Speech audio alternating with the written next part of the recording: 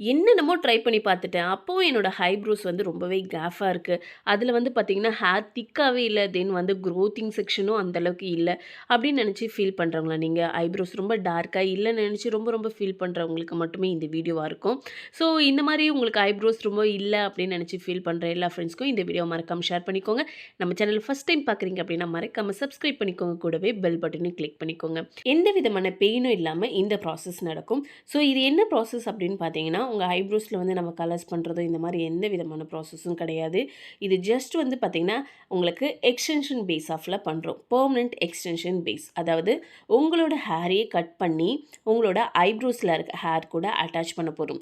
So இந்த மாதிரி attach பண்ணும்பொழுது அவங்களோட ஐப்ரோஸோட லுக்கே வந்து பார்த்தீங்கன்னா, டார்க்கன் பண்ணி கொடுக்கும். தென் வந்து நேச்சராகவே ஐப்ரோஸ் வந்து அவங்களுக்கு க்ரோத்துன்னு இருந்துச்சுன்னா, எப்படி திக்கா இருக்குமோ அந்த மாதிரி விசிபிள் ஆகும். ஸோ இந்த ப்ராசஸ் வந்து நம்ம இப்போ என்ன பண்ண போறோம்னா, ஃபுல் ஐப்ரோஸ்க்குமே இந்த ப்ராசஸாக பண்ண போகிறோம். ஸோ இந்த எக்ஸ்டென்ஷன் முடிச்சதுக்கப்புறம் அவங்களோட லுக் எப்படி இருக்குது அப்படின்னு பார்த்தீங்கன்னா இந்த மாதிரி தான் இருக்குது. ஸோ ஃபுல் ஐப்ரோஸ்லேயுமே வந்து எந்தெந்த ரூட் ஆஃபில் போகுதோ அந்தந்த ரூட் ஆஃபில் நம்ம அட்டாச் பண்ணி இந்த ஃபினிஷிங் ஒர்க்கை முடிக்கிறோம். ஸோ இந்த ஃபினிஷிங் ஒர்க் முடிச்சதுக்கப்புறம் அவங்களுக்கு ஜஸ்ட் எக்ஸ்டென்ஷனில் இருக்க க்ளீன் பண்ணி கொடுத்துக்கிறோம். ஸோ அவுட்டர் லேயரில் வந்து பார்த்திங்கன்னா அவங்களுக்கு இருக்க டர்ட்ஸ் எல்லாத்தையும் க்ளீன் பண்ணி கொடுத்துட்டு தென் வந்து பார்த்திங்கன்னா இதோட ரிசல்ட்ஸ் எப்படி இருக்குது அப்படின்றத பார்க்கலாம். ரிசல்ட்ஸ் எப்படி இருக்குன்றது பார்க்கறதுக்கு முன்னாடி இவங்களோட ஐப்ரோஸில் அந்த சைடில் இருக்கிறதுக்கும் இந்த சைடில் இருக்கிறதும் உங்களுக்கு பார்க்கும்போதே தெரியும். இதோட லுக் எப்படி இருக்குது அப்படின்னு பார்த்தீங்கன்னா நேச்சராக இருக்கும். ஏன் நேச்சராக இருக்குது அப்படின்னு பார்த்தீங்கன்னா, உங்களோட ஹேரையே எடுத்து இதில் அட்டாச் பண்ணும்பொழுது அதோட லுக் எப்பயுமே நேச்சராக தான் இருக்கும். ஸோ இது ஆர்டிஃபிஷியல் ஹேர் எதுவுமே கிடையாது. பெர்மனன்ட் ப்ளஸ் வந்து இதனால் சைடு எஃபெக்ட்ஸ் ஏதாச்சும் இருக்குமா அப்படின்னு நிறைய பேருக்கு டவுட் வரும். இதனால் 1% கூட சைடு எஃபெக்ட் கிடையாது.